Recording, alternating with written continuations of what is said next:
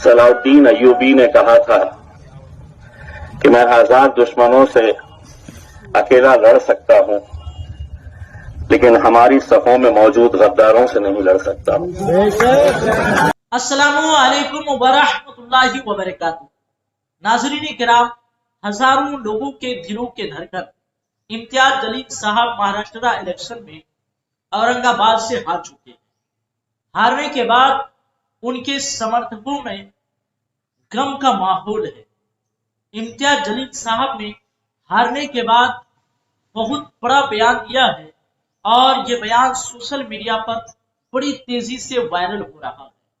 उन्होंने अपने बयान के दौरान तमाम मुसलमानों को सुल्तान सलाहुद्दीन अय्यूबी की इस बात की तरफ याद दिलाई है। उन्होंने कहा है कि मैं तो हजार दुश्मनों से अकेले लड़ सकता हूं, लेकिन हमारे सफों में मौजूद गद्दारों से नहीं लड़ सकते। इम्तियाज जलील साहब ने हारने की वजह क्या बताई और क्यों हारा, आखिर वजह क्या थी हारने की, सारी बातें अपने इस बयान में उन्होंने जो है बता दिया है। आप लोग उनके इस क्लिप को सुने, उसके बाद फिर मैं आप लोगों को जो है कुछ बातें बताऊंगा। हाथ गया चूल्हे में, हमें कोई लेना देना नहीं है। हमें 100 वोट लेना है, 200 लेना है, 400 लेना है, 600 लेना है, किसी को 3000 लेना है, किसी को 5000 लेना है। पहले दिन से ये जानते हैं कि ये जीतने वाले नहीं है, लेकिन अगर ये पूरे मिल जाते हैं तो नासिर को हराने की ताकत रखते हैं। अगर ये पूरे मिल जाते हैं तो इम्तियाज जलील को हराने की ताकत रखते हैं, और उन्होंने किया। काम इन्हें ऐसे ही छोड़ देंगे? इतना खौफ होना चाहिए इनके अंदर, इतना खौफ होना चाहिए। ये छोटा बच्चा भी इन्हें पकड़कर, इनका गिरेबान पकड़कर पूछना चाहिए कि तूने मेरे शहर के इत्तेहाद को खत्म किया है, तो खातिर है हमारे इत्तेहाद का।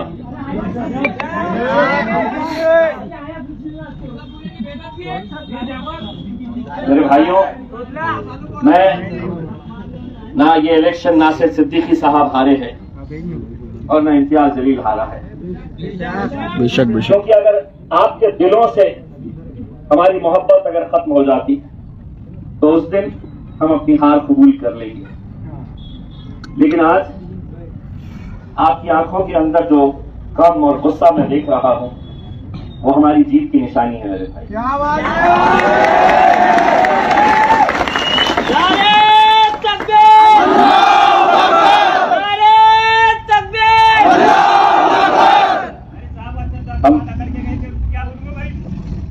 हम बता, मैं आपकी कैफियत समझ सकता हूँ। मुझे ये खबर पता चली है कि किसी इलाके के अंदर हमारी हार के जश्न मनाने के लिए पटाखे भी फोड़े गए, कोई और नहीं फोड़ा है।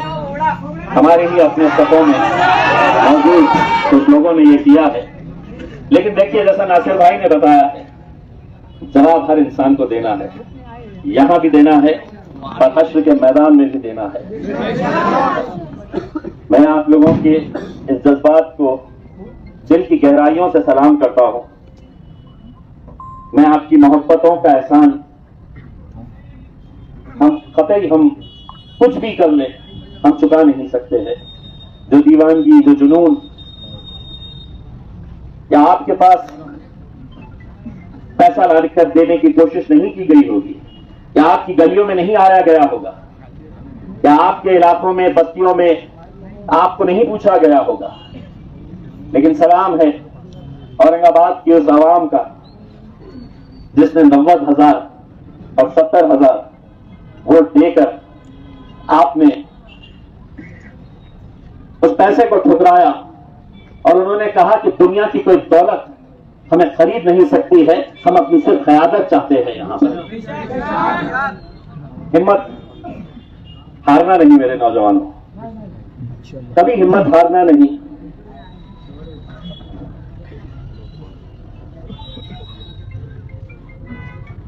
बहुत सारे वीडियोस आपको अभी दिखाई देंगे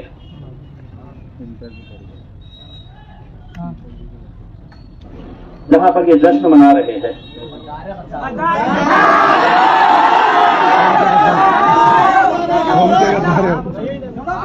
अगर आज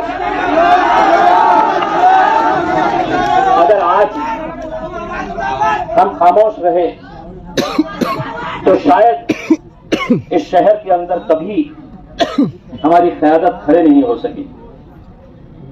ये जरूरी नहीं है, आज जैसा मैंने बताया है कि कल हम हो ना हो, क़यादत आप ही लोगों के बीच में से खड़ी करनी होगी। लेकिन जो लोग ये साजिशें आज कर रहे हैं, अगर आज इन्हें सबक नहीं मिला तो शायद कल और 20-25 लोग खड़े हो जाएंगे। कैसे घूम रहे थे, कैसे जलसे ले रहे थे, ये जानते हुए कि हम 2000, 3000, 4000 वोट से आगे नहीं बढ़ेंगे। लेकिन आज उनका खतरा बनकर हमारे इस हार के अंदर वो दरिया बन चुका था। बस आप लोगों से यही इल्तिजा है, जाइए अल्लाह का शुक्र अदा करिए। मैंने पहले भी आपसे ये कहा था, दोबारा कह रहा हूं, अपना यकीन अल्लाह के ऊपर से हटाइए मत, अपना यकीन और पुख्ता करिएगा। ये कहिएगा कि अल्लाह का जो भी फैसला है हम सर आंखों पर उसे कबूल करते हैं, हम सिजदे में सर झुकाकर अल्लाह का शुक्र अदा करते हैं। मुझे मालूम है आने वाले दिन मेरे लिए तो खास तौर से बड़े मुश्किल के हैं। दो केसेस इस इलेक्शन के ताल्लुक से रजिस्टर हुए हैं। एक एट्रोसिटी का गुनाह है, एक दिन एक केस हुआ, दूसरे दिन दूसरा हुआ। मैं जो लोग मेरे खिलाफ साजिशें करके औरंगाबाद का प्रशासन और पुलिस जिन्होंने 2 दिन में 2 केसेस मेरे ऊपर रजिस्टर किए, एक बात अच्छी तरह से समझ ले, इम्तियाज जलील सिवाय अल्लाह के किसी के बाप से डरता नहीं। तुमने सोचा कि केसेस कर देंगे तो मैं खामोश बैठूंगा। मेरी लड़ाई, हमारी लड़ाई हम इंशाअल्लाह जारी रखेंगे और उसके पीछे अल्लाह की ताकत के बाद अगर कोई ताकत है मेरे भाइयों, तो ये ताकत है जो हमें हिम्मत देती है। जो आप लोग मैं ये हार के बाद मैं हर एक को फेस कर सकता हूं, सिर्फ मेरे छोटे बेटे को फेस नहीं कर सकता। बहुत सारे लोगों ने हमारे लिए दुआएं की थी, कितने लोगों ने रोजे रखे थे। मैं इन तमाम लोगों को एक बार फिर से कहता हूं, हमारा यकीन अल्लाह पे है, इसमें भी कुछ बेहतरी होगी जिसकी वजह से ये नतीजा आया है। बस आप लोग हिम्मत नहीं हारना। जब भी मजलिस आवाज लगाई तो लब्बैक कह के कांधे से कांधा लगाकर हमारे साथ खड़े रहेंगे, मुश्किल का सामना करने के लिए तैयार रहेंगे।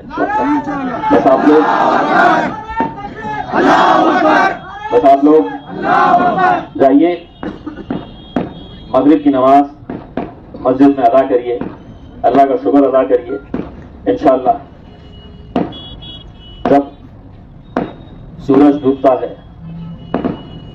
तो दूसरे दिन फिर उतनी रोशनी के साथ वो बाहर भी निकलता है। आज हमारा सूरज डूबा है, कल इंशाअल्लाह उतनी ही तेज रोशनी के साथ फिर से निकलेंगे। अंदाज वही रहेगा, जलवा वही रहेगा, उसमें कोई कमी आएगी नहीं। बस आप लोग अपनी हिम्मत को बरकरार रखिए, आगे बढ़िए, और आप लोगों का फिर से तहे दिल से शुक्रिया अदा करता हूँ। नाज़रीन किराम, ये थे इम्तियाज जलील साहब। उन्होंने अपने बयान में हर बात में अल्लाह तबारक व तआला का शुक्र अदा किया है और कहा है कि हार और जीत ये सब अल्लाह तबारक व तआला की तरफ से है। हमारे हारने की भी कोई वजह हो सकती है, इसमें भी मसलहत खुदावंदी है। और इम्तियाज जलील साहब सिर्फ 2139 वोट से औरंगाबाद इलेक्शन से हार गए हैं। लेकिन आप लोगों से मैं पूछना चाहता हूं कि इम्तियाज जलील साहब के खिलाफ जो 17 मुस्लिम उम्मीदवार खड़े थे, जिनको 2000, 5000 या 500, किसी को 100 वोट जो है मिले हैं, अगर ये लोग खड़े नहीं होते इम्तियाज साहब के खिलाफ तो इम्तियाज साहब जो है जरूर जीत जाते। अभी उनके समर्थकों में बहुत जो है गम का माहौल है। वाकई ये जो है अफसोस की बात भी हो सकती है, क्योंकि इम्तियाज जलील साहब ने बहुत मेहनत की थी, बहुत मशक्कत उठाई थी, और वो शख्स जिसने लाखों की भीड़ नामों से रिसालत के लिए मुंबई लेकर हाजिर हुआ था, वो शख्स अगर हार जाए तो बड़ी अफसोस की बात है। हम मुसलमानों को जो है समझने की बात है, अब भी गौर करने की बात है कि मुसलमानों अपना कायद चुनो, अपना नेता चुनने की कोशिश करो।